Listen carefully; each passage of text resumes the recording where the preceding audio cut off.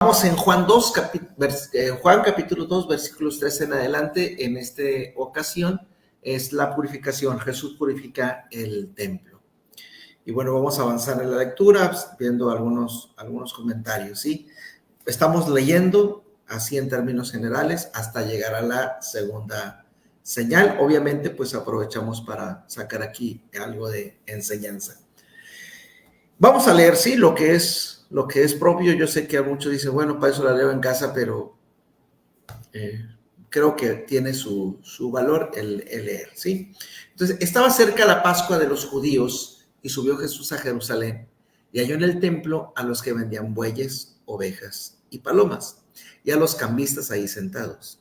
Y haciendo un azote de cuerdas echó fuera del templo a todos, y las ovejas y los bueyes, y esparció las monedas de los cambistas y volcó las mesas. Y dijo a los que vendían palomas, quitad de aquí esto, y no hagáis de la casa de mi padre casa de mercado. Entonces se acordaron sus discípulos que está escrito, el celo de tu casa me consume. Y los judíos respondieron y le dijeron, ¿qué señal nos muestras ya que haces esto? Respondió Jesús y les dijo, destruid este templo y en 3 días lo levantaré. Dijeron luego los judíos, en 46 años fue edificado este templo, y tú en 3 días lo levantarás. Mas él hablaba del templo de su cuerpo. Por tanto, cuando resucitó de entre los muertos, sus discípulos se acordaron que había dicho esto y creyeron la escritura y la palabra que Jesús había dicho. Bien, ese es lo que es la purificación del templo, y como podemos ver se sigue hablando acerca de señales, ¿no? Él realiza este acto. Hay quienes consideran este acto como la segunda señal. Ya les dije yo que difiero de esto. Yo creo que nos apunta, nos señala hacia la última de las señales, ¿sí? Nos apunta. Hay comentaristas que dicen no, que esta es la segunda. Bueno, ahí la dejamos. Solo les digo, ellos opinan esto, yo opino lo demás. Eso es lo de menos. No interfiere en nada, no en su sentido. Es evidente que Jesús hace este acto como una manera de, como un llamado al pueblo, a los judíos, a volver realmente a lo que es importante, a lo que es esencial. El templo y cada uno de los ritos, de los sacrificios, de las fiestas que se realizan, que están enunciadas en las escrituras, tienen el fin de que el ser humano se acerque a Dios. Pero aquí ha pasado que se ha pervertido. Las instituciones ahí siguen, ahí está el templo, ahí se reúnen, ahí hacen los sacrificios, y sin embargo han aprovechado esa circunstancia, esa necesidad del pueblo de acercarse a Dios, esa necesidad de obedecer los mandatos de Dios en cuanto a las fiestas y sacrificios se refiere, lo han aprovechado quienes controlan esta situación para sacar una ventaja, ¿sí? Porque la gente no trae los bueyes, las ovejas y las palomas de donde vienen, sino que tienen que comprarlas ahí. Y entonces, en esa necesidad y en esta circunstancia, ellos ven una ganancia, ¿no? Una oportunidad para sacar ganancias. Obviamente, los bueyes, las ovejas y las palomas, y el tipo de cambio, porque ahí habla de cambistas.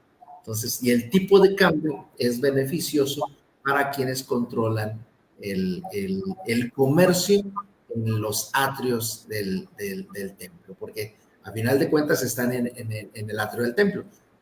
Está claro que no van a entrar al lugar santo ni al lugar santísimo, pero sí están en el atrio del templo realizando estas funciones. Es ahí donde Jesús se indigna y llama su atención hacia que deben volver a lo que es importante y a no buscar un provecho, hablando de quienes controlan esto, los mercaderes, obviamente confabulados con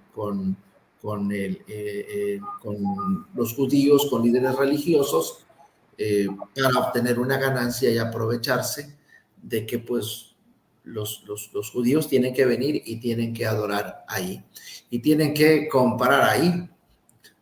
Yo no sé hasta dónde cumplen los requisitos todas esas ovejas y todos esos bueyes y las palomas, pero bueno, Vamos a suponer que sí tienen un control de calidad y cumplen los requisitos, pero ellos están aprovechando de esta Estaban certificados. Estaban certificados, ¿no? Tenía que ver el color. Me acuerdo que no podía ser tuerto ni que tuviera el de este magullado, pero el color también, que no fuera pinto, ¿no? Fíjate que no me acuerdo, para serte honesto, pero lo de menos es verlo.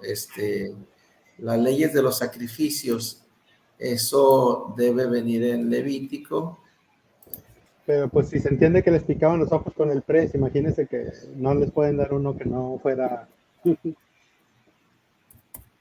Levítico 6.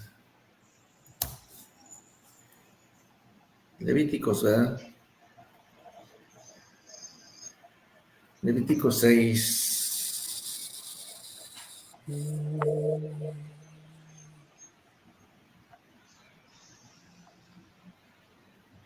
La expiación de su culpa traerá un carnero sin defecto los rebaños.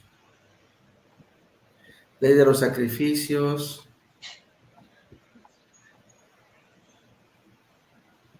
Esa es la ley de la ofrenda. No, que no se cocerá. La verdad no me acuerdo. No recuerdo si tenía que ser completamente blanco. Digo, Blanco. así lo pintamos, no sé si porque así lo diga o por el simbolismo, ¿no? De sin mancha. Perdón, sí dice sin mancha.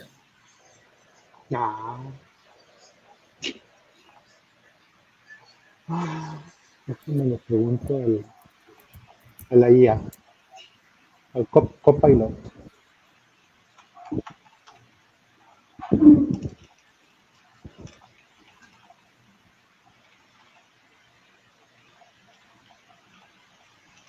No viene. Mentiras, me equivoqué.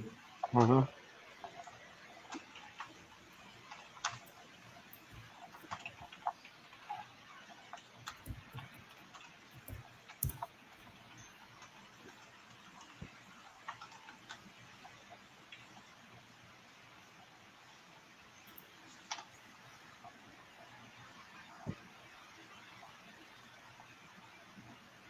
Sin defecto.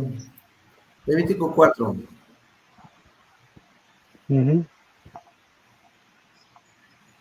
Trajera cordero, hembra sin defecto traerá. Fíjate, aquí están los principales requisitos. Edad del cordero, debería tener un año de edad o menos para ser sacrificado. El estado de salud debería ser sano y sin ningún tipo de enfermedad o lesión. El color del cordero debería ser de color blanco o negro. Ok. ¿Blanco o negro? O sea, que no fuera pinto. O sea, completamente blanco o completamente negro, ok. Que ¿En siempre los dónde viene pintamos el blancos. pasaje? Aguántame un segundito. Porque creo que la referencia es Parroquia Santa María de Gracia.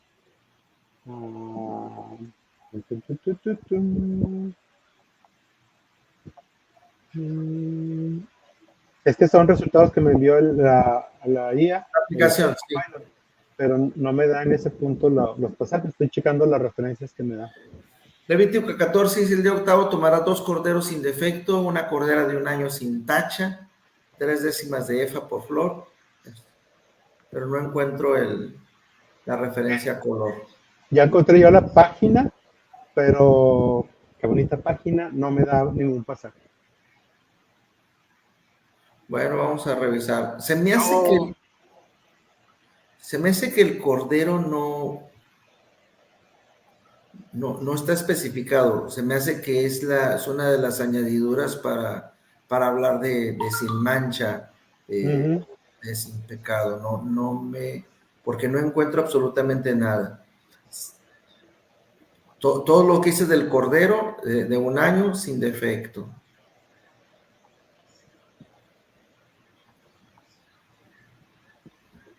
Digo, yo no recuerdo el que diga color, por eso. Yo tengo esa idea, pero no, por lo mismo te pregunté, porque no lo tengo muy presente. A menos que el lo pinto se considere un defecto, pero no. Y tampoco, porque definitivamente no se menciona negro. Se me hace que es más una cuestión de de práctica por el simbolismo de sin mancha, ¿no? Sin pecado.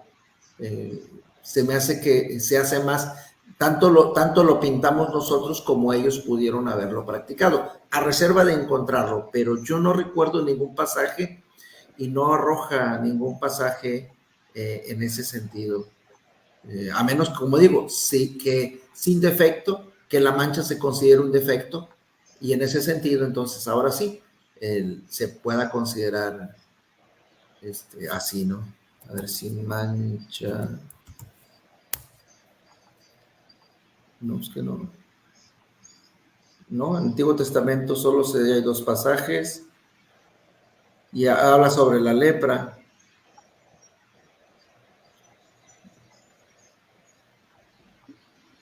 ¿No? No habla de eso, fíjate, y definitivamente yo no recuerdo colores.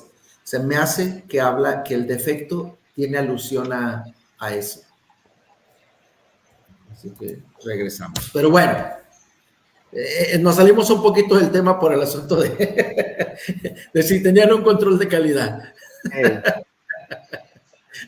Pero bueno, entonces es un acto muy interesante porque Jesús, es entendible su indignación, puesto que se está pervirtiendo, se está desviando de la atención de lo que es más importante, se está aprovechando de la necesidad de las personas de acercarse a Dios para obtener un lucro. La indignación es evidente, ¿no? Y los llama prácticamente eso, ¿no? Bueno, no estoy revolviendo pasajes. Bueno, sí, no, cuando les dice, no hagáis de la casa de mi padre casa de mercado. No es tan agresivo. En otros pasajes se habla de que los llama ladrones. Ladrones. Estoy mezclando las evangelias. No es simplemente casa de mercado, ¿no? Compararlo con un mercado, pero es evidente que existe aquí un reclamo porque están vendiendo, y no es que esté malo vender, pero que se estén aprovechando de las circunstancias, ¿sí? Porque ellos venden los bueyes, las ovejas, las palomas, y ellos cambian el dinero. Debemos recordar que muchas personas vienen de otros lugares, de otros países, no solo vienen de otros lugares de Israel, sino de incluso otros países, Egipto, Asia, tanto del Oriente como del Occidente, vienen de otras partes. Y entonces el tipo de cambio obviamente siempre es a conveniencia. Me parece una acción muy violenta de Jesús, de entrada correrlos, pero dice que haciendo un azote de cuerdas. Entonces hace un azote y echa fuera del templo a todos, a las ovejas, a los bueyes, y esparce las monedas de los cambistas y vuelca las mesas. Sí me parece una acción violenta. Definitivamente expresa indignación, y yo creo que sí tendríamos aquí problemas para conciliar la actitud de mansedumbre y paz de Jesús con este acto del inicio de su ministerio, un acto que sí es violento, por donde queramos buscarle, ¿sí? Podemos justificarlo si quieren, ¿sí? Pero no deja de ser violento en cuanto a tirar las mesas, tirar las monedas, esparcir las monedas. Es que fue ira santa. Sí, bueno, digo, es complicado conciliar este acto violento con la paz que creemos que debe de irradiar con su es complicado, sí, es difícil de imaginarlo, claro. O sea que aquí fue iracundo. Está enojado y ¿verdad? con el látigo en la mano. Y luego muchos cristianos dicen, no, es que me entró ira santa. Sí, no, es diferente. Yo difiero la indignación de iracundo, ¿sí? Para mí son cosas distintas. La Sí, ira, porque la ira es de quitarte el control que tú tienes, ¿verdad? O sea, digo que es uno de los, se me fue, de los dones de, bueno, ¿cómo se llama? A ver, amor, dime el versículo ese de las... Amor, gozo, paz, paciencia, Sí, benignidad, bondad, ese. mansedumbre, ¿Cuál? A ver, uno por uno, Abraham. ¿Verdad? Que son los frutos del espíritu. O sea, tú debes de tener la templanza, que es el control de tu carácter, sí. ¿no? Es que me confundí como que ir adentro de los no, dones. digo, que se supone que ahí entonces Cristo, podemos decir, pues no fue ira, ¿verdad? Fue no estamos hablando de ira, que sí, y bueno, me regreso y me regreso a la cuestión de ira. Visto desde el Antiguo Testamento, se describe un Dios que que se llena de ira. Me va la palabra, que se llena de ira, ¿sí? Pero esa ira en el Antiguo Testamento con la que se describe a Dios es una cuestión de juicio, ¿sí? Es el atributo, es la capacidad divina, es el derecho divino, ¿sí?, de juzgar al ser humano. Entonces, cuando en el Antiguo Testamento se describe a Dios iracundo, ¿sí?, a Dios airado, a un Dios lleno de ira, lo que se está describiendo es el derecho divino de juzgar, ¿sí? Obviamente nosotros hacemos énfasis como seres humanos y de acuerdo a nuestra experiencia a la emoción, ¿no?, de una persona muy molesta, muy enojada, muy airada, que grita, que vocifera, que manotea, que se ve su rostro totalmente desencajado por el coraje, por la ira. O sea, atribuimos a Dios todas estas emociones y reacciones humanas cuando no es tanto la intención de las Escrituras, sino la intención de decir es que Dios tiene todo el derecho de juzgar y lo va a hacer, ¿sí? La palabra ira en el Antiguo Testamento denota juicio de parte de Dios, un juicio que no puede detenerse porque el hombre se ha hecho merecedor a ello, y es el pleno derecho divino de juzgar, ¿sí?, a quien va en contra de lo que él ha dictado, de su naturaleza, de sus mandamientos.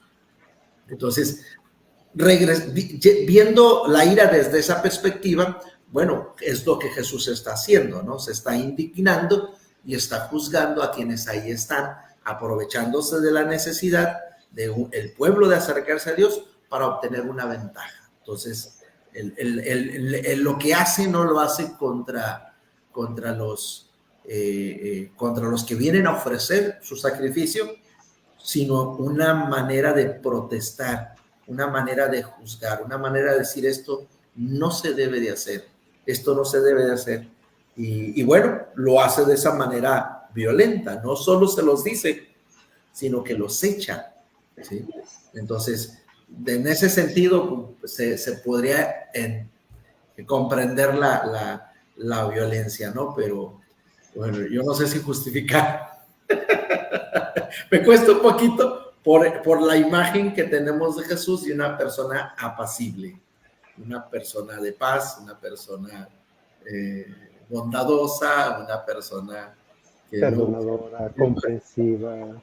Pero la verdad es que sí. Entonces, si ves sus palabras, olvídate pero en otras ocasiones, pues la verdad sí les tira duro a los escribas y a los saduceos y a los fariseos, y pues no los baja de generación de vivo. Bueno, ese fue Juan, pero sí les habla muy duro. Sí, y sí. En esta ocasión, pues pasó un poquito más a lo físico. Sí, pasa más a la acción, ¿no? Entonces, sí puede costarnos un poquito de trabajo conciliar. Digo, nos cuesta mucho, digo, un poquito por Pero no ver. podríamos considerar que estas personas se lo merecían. O sea, si Cristo les habló mal y así, podríamos decir de que es que ellos se lo merecían. O sea, estas personas... No, eso qué, ¿no? Pero sí, de lo que ya va a llamar la atención, la verdad es que no se discute que están haciendo mal. Han convertido el templo un lugar sagrado, un lugar para encontrarse con Dios, un lugar de adoración en un mercado. Y cuando hablamos de mercado, no estamos hablando de nada más de que venden, sino que están sacando una ventaja de esas circunstancias, ¿sí? Ellos están aprovechando de la necesidad de las personas, de que pues, no pueden venir cargando con un animal de muy lejos porque a lo mejor en el camino se les muere, en el camino se les enferma, o sea, a veces son meses en el trayecto. Entonces es poco práctico traer desde tan lejos. Entonces, desde tan lejos es poco práctico, a lo mejor simplemente no llega. Traer la comida o ir comprando la comida en el camino, o igual ir esperando a que paste para que coma. Si en el camino hay que comer, pues tener que detenerse para que el animal coma, retrasaría muchísimo más su llegada. Entonces, no es práctico traer de lejos un animal para sacrificio. Tienen la necesidad de adquirirlo ahí. Y es ahí donde viene este punto, ¿no? Entonces, en el mismo templo. Y bueno, Juan es recatado. Lo presenta, sí, violento, indignado, juzgando la acción, pero no tan violento como los otros evangelistas, ¿no? Que les llama, que han convertido la casa de oración en cueva de ladrones. O sea, Juan se modera en el lenguaje, no en las acciones, esas no las puede ignorar, pero en el lenguaje se modera, ¿sí? Han convertido, no hagáis de la casa de mi padre casa de mercado. Entonces ahí está la acción, sí, ahí está la acción. Volvemos al punto. Ellos, me parece que el propósito de esta acción, el propósito de este pasaje es nuevamente llamar la atención hacia la séptima señal, porque vienen los judíos. Cuando se refiere a judíos, se refiere a los líderes, sí. Los judíos respondieron y dijeron, ¿qué señal nos muestras ya que haces esto? O sea, ¿con qué autoridad nos haces tú esto? Y Jesús les dijo, ¿no? En 40, destruiste el templo y en 3 días lo levantaré. Y ellos, pues dicen, ¿de qué está hablando? 46 años. En 46 años fue edificado este templo. Miren el tiempo que se han tardado en construir por la cuestión de dinero, por la cuestión de mantenimiento que tienen que dar, por la cuestión de cuidar detalles, por muchas cuestiones. Han tardado 46 años. Es como la línea 3 del metro, ¿no? Uy, sí. Entonces, y tú dices en 3 días, pero el mismo Juan nos aclara, ¿no? Que no hablaba del templo, sino que hablaba de su pueblo. Por eso les digo, aquí nos está anunciando la séptima señal, ¿sí? Aquí nos está anunciando la séptima señal, está apuntando hacia allá. Y ellos lo entendieron hasta que Jesús resucitó. Por tanto, cuando resucitó de entre los muertos, sus discípulos se acordaron que había hecho esto y creyeron en la Escritura y la palabra que Jesús había dicho. Pero hasta que resucitó, ¿se acuerdan? Hasta que resucitó, creyeron. Recordemos que ellos no lo esperaban, ¿sí? Tampoco lo esperaban los fariseos cuando al concilio del Sanedrín, cuando piden que se pongan guardias. Tampoco lo esperaban, pero sí se acordaban. Ellos sí se acordaban, lo tenían bien presente. Sus discípulos, curiosamente, lo olvidaron. Tal vez porque no querían que esto pasara. Entonces, perdón que me interrumpa, hay un comentario de la hermana Esmeralda. Ok, me parece que este acto sirvió para darse a notar y declarar verdad. Déjame lo pongo en Sí, pues no sé si darse a notar el, el inicio de su ministerio como comienzo de señales, lo marca la Las bodas de conversión Cana. de agua en vino. Ese, no sé si tanto es hacerse notar. Y bueno, nunca bueno, aquí sí tengo que diferir, ¿no? Nunca el propósito de Jesús fue darse a notar. De hecho, recordemos que cuando hacía milagros, les decía a la gente, no le digan nada a nadie, no le digan nada a nadie. Pero no tiene que ver la parte de que no ha llegado mi hora y ahora sí llegó la hora. Sí, sí, claro, ¿no? Pero por lo mismo, tanto como hacerse notar, no, declarar la verdad, sí. Llamar su atención, en ese sentido, sí. Pero bueno, a lo mejor aquí la expresión, estoy malinterpretando la expresión a lo mejor de Esmeralda. Definitivamente es llamar la atención. O sea, me escuchan porque me escuchan. ¿Sí? O sea, y cómo no lo van a escuchar si está armando tremendo alboroto, ¿no? Si está corriendo a los animales, está abriendo las rejas de las jaulas que probablemente tengan, está volcando las mesas de los cambistas, tirando el dinero por todos lados, por supuesto que lo van a escuchar. En ese sentido, sí, es hacerse notar, llamar la atención. Llamar la atención y expresar de una manera fuerte, ¿no? Su convicción de que debemos venir a Dios, debemos dejar, más bien es un juicio hacia los líderes religiosos, que debemos dejar que las personas vengan con libertad, facilitarles el acceso a Dios en vez de complicárselos y en vez de sacar provecho de esto. ¿Sí? Entonces, la fe no es un negocio. Si lo quisiéramos decir de esa manera, la fe no es un negocio y los líderes religiosos tienen que saberlo. La fe no es un negocio. Sin fines de lucro. es sin fines de lucro, ¿sí? Definitivamente.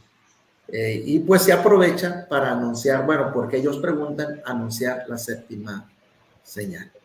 Digo, la imagen que nos pinta de Jesús es una imagen muy fuerte, porque no se calla y lo que tiene que decir lo dice, pero también si tiene que expresarlo de una manera fuerte, incluso llegar a este punto violento, lo hace, ¿no? No hay agresión hacia las personas, nos tiene que quedar claro, o sea, en ese sentido, agresión física me refiero, la agresión verbal ahí está, el juicio ahí está, no podemos negarlo, ahí está. Es fuerte lo que está haciendo, definitivamente ofende a muchos, definitivamente lo deben de considerar una agresión y personal, sobre todo de los líderes religiosos.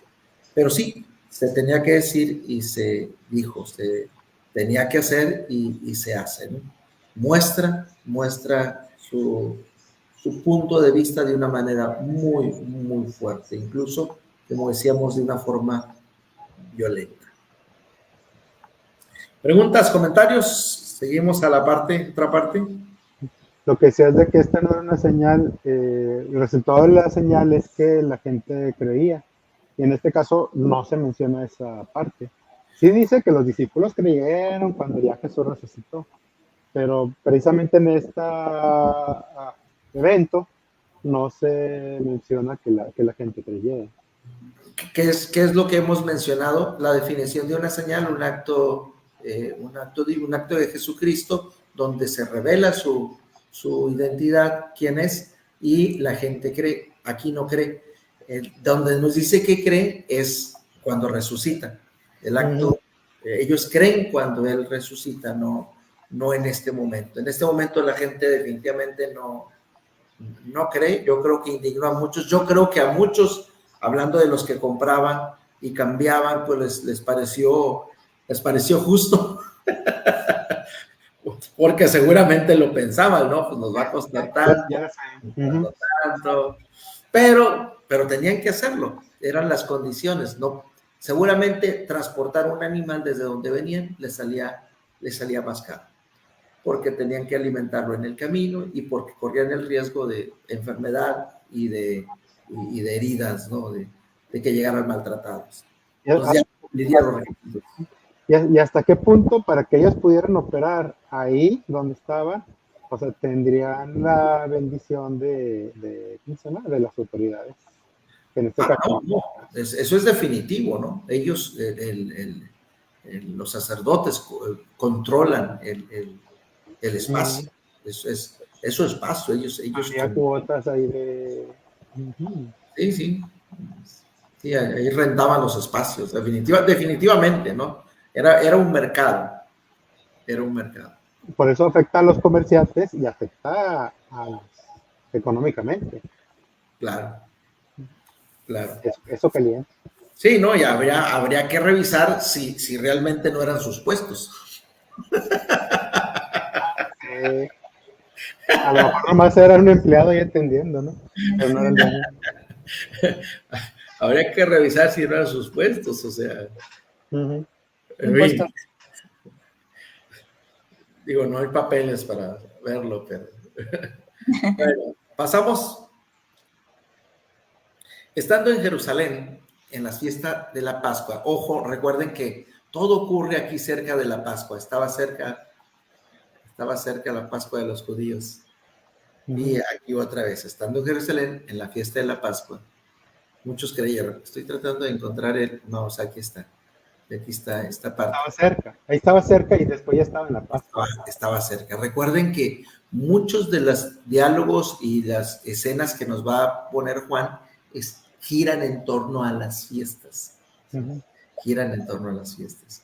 Estando aquí otra vez, estando en Jerusalén, en la fiesta de la Pascua, muchos creyeron en su nombre, viendo las señales que hacía. Entonces ya nos dice que sí hacía más señales, sí realizaba más actos.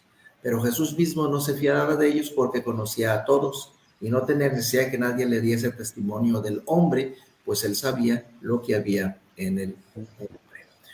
Y aquí nos presenta, creo que ¿quién había dicho? No sé si Luis o Abraham había mencionado ese aspecto de la fe.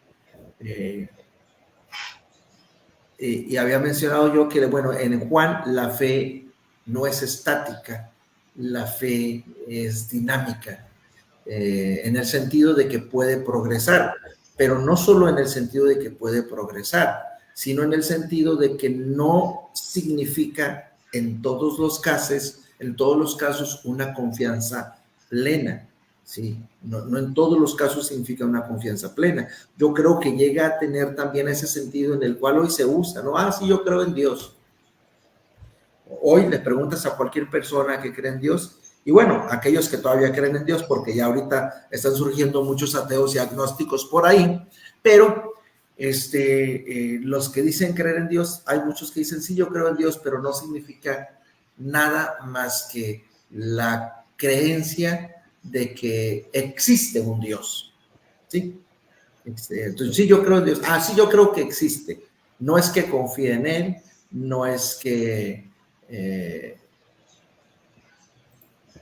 confíe en Él, no es que dependa de Él, no es que viva para Él, no es que tenga una relación personal con Él, sino que, sí, yo creo que existe, ¿sí? Entonces, y yo creo que en ese sentido, también aquí la fe y el creer significa muchas cosas. No solo es la confianza, no solo es la relación, sino incluso, sí, yo creo que tiene la razón, ¿va? Es más común darle la razón, porque aquí Jesús dice que no se fiaba de ellos, dice que muchos creyeron, ¿sí? Pero Jesús no se fía de ellos, o sea, no da su fe por buena en el sentido de que sí, es mi seguidor. ¿Por qué? Porque sabe que esos que hoy creen, mañana no van a creer, mañana van a tomar otro sentido o simplemente va a pasar de largo.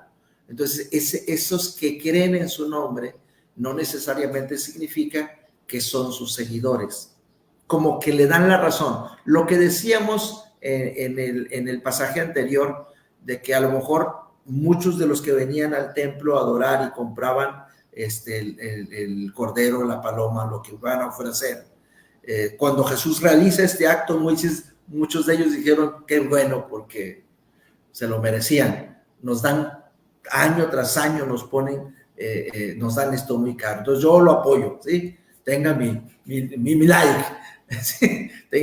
Tenga mi like. Entonces, en ese sentido creen, ¿sí? Le dan la razón.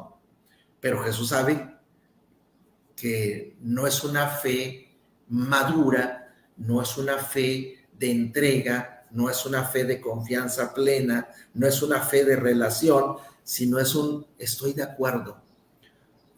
¿Sí? Estoy de acuerdo contigo y bueno, hoy te escucho, qué bueno que hiciste esto, ahí nos vemos mañana. Sí, o sea, no, por eso la fe se presenta en Juan como algo dinámico. Por un lado, algo que puede crecer. Más adelante, capítulo 3 precisamente, que no vemos hoy, pero capítulo 3 nos presenta a un hombre, a un Nicodemo, un maestro de los judíos, es decir, una persona que estudia las escrituras, una persona que trata de encontrarse con Dios, tener una relación personal con Dios, que viene a Jesús, pero viene de noche, ocultándose. No viene a él en público.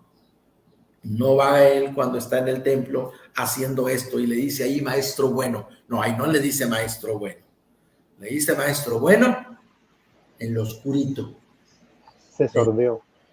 Sí, donde nadie le ve, donde nadie le escucha, porque sí cree, pero no cree. O sea, sí cree, pero todavía no está dispuesto a dar la cara por él. Es un personaje que obviamente inventan otros aspectos, ¿no? Pero en la serie esa que estábamos viendo, se me hace muy interesante cómo lo presentan, específicamente a él. Fíjate que yo nada más vi ese episodio, voy a tratar de buscarlo. A ver Desde el capítulo 1 empieza con él, o sea... no, bueno, lo que pasa es que, era un episodio que, ya ves que hay programaciones. Sí, el servicio que yo tengo de cable, pues tiene programaciones, ¿no? Okay. Y coincidió que ahí me lo encontré. No, Entonces, no es en el de la N. No. Entonces voy a buscar a ver si está la serie on demand para empezar a verla. Entonces ahí estaba ese episodio y, pues lo vi, ¿no? O sea, realmente ahí estaba, me llamó la atención. O digo, más que llamar la atención es bueno, porque hay una hermana en la plaza que la vi. Sí, ella es muy puntual en verla y le gusta mucho la serie. Yo la verdad no me he dado el tiempo para buscarla, pero voy a buscarlo para ver cómo tratan. Pero bueno. Porque plantea sus luchas internas y meten el elemento de la esposa, que tiene un punto de vista más convencional de que no le busques, o sea, tú como los demás, ¿no?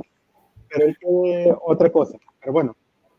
Sí. Pero bueno, les decía, y podemos ver en el Evangelio de Juan cómo la fe de Nicodemo crece, porque por un lado se acerca a Jesús de noche, ocultándose. Más adelante, en el juicio, ¿sí? Cuando Jesús es, bueno, antes de ser juzgado, sino cuando los judíos están debatiendo sobre qué hacer con él, es uno de los que dice que la ley no permite juzgar a una persona así nada más, hay que traerla, tiene derecho de audiencia, tiene derecho a ser escuchado. Entonces Nicodemo es quien presenta de alguna manera una defensa. Intercede. Aunque es una defensa legalista, o sea, no se manifiesta a favor de, sino que vamos a cumplir la ley. Nuestra ley demanda que él se defienda. No es algo personal, por así decirlo. O sea, no, pues la ley dice esto. O sea. Sí. Oye, ¿por qué no le damos chance? Vamos a cumplir la ley, ya que la estamos tratando. Y hasta el final es él quien pide el cuerpo y va y le entierra. Entonces, es una fe que va creciendo, pero también es una fe que a lo mejor no crece. ¿Por qué? Porque son diferentes aspectos, ¿no?, de la fe. Entonces, como en este caso, muchos creyeron, pero Jesús no lo daba por bueno, ¿sí? Porque conocía a todos. Y este conocer a todos no habla de la omnisciencia. Este conocer a todos habla del conocimiento de la naturaleza humana. O sea, sabe cómo son las personas en términos generales, que dicen una cosa y pueden cambiar. ¿Sí? O sea, en ese sentido, las personas somos volubles, podemos cambiar, podemos manifestar un interés y luego de repente, no, ya no me interesa, ¿no? Pues es en ese sentido que se refiere a conocía a todos, no porque conoce la naturaleza humana como en experiencia propia por ser un ser humano que ha vivido, que ha visto, que ha practicado, seguramente en el taller de carpintería que tenían y donde trabajaba, muchas personas llegaban y preguntaban, ¿no? Preguntaban el precio, se iban y le encargaban el trabajo a otro. Seguramente le decían a José, no, sí, yo vengo mañana, te traigo el dinero mañana. Y el día de mañana se enteraron que le había dado el trabajo a otro carpintero, porque le había cobrado más barato o lo que sea, ¿no? A mi hermana le quitaron un anticipo de $1,000 y ya no supo el carpintero. Eso se está usando mucho hoy. Pero bueno, eso ocurre de todo, ¿no? Entonces, Jesús conoce por experiencia propia, como ser humano, que el ser humano es voluble. Entonces, que yo diga, yo creo en ti, no significa yo meto las manos al fuego por ti. Si no, estoy de acuerdo contigo. Regresando a la serie, se plantea eso, es un elemento fantástico, no está en la Biblia. Sí, claro. Sino que Jesús le invita a seguirle. Entonces él se queda en medio, en la duda, y la decisión es no, o sea, conservar su posición, ¿no?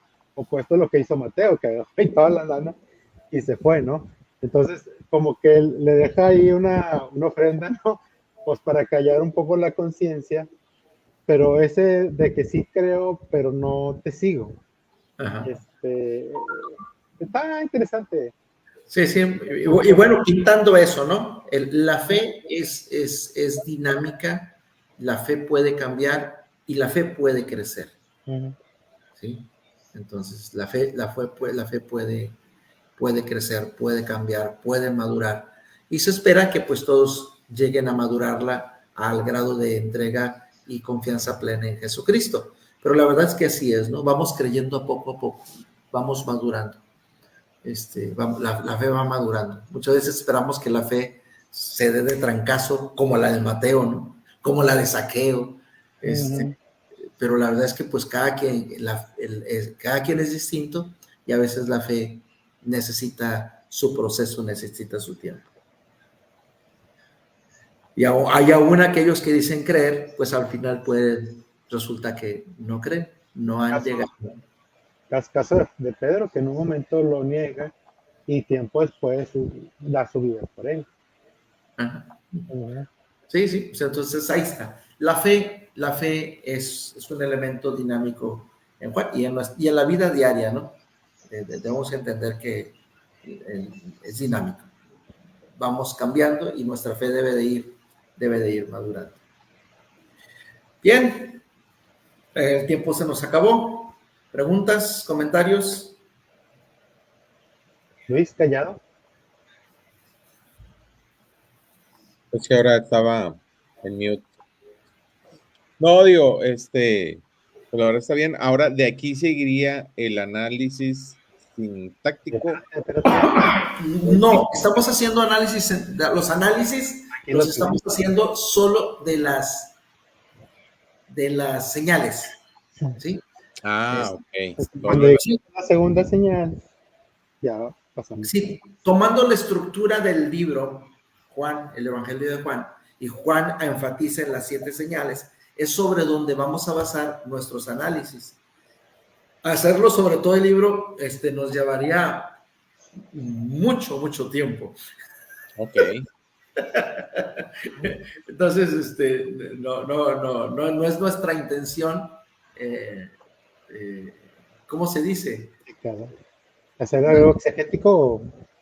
Sí, no es nuestra intención profundizar a tal grado en el Evangelio.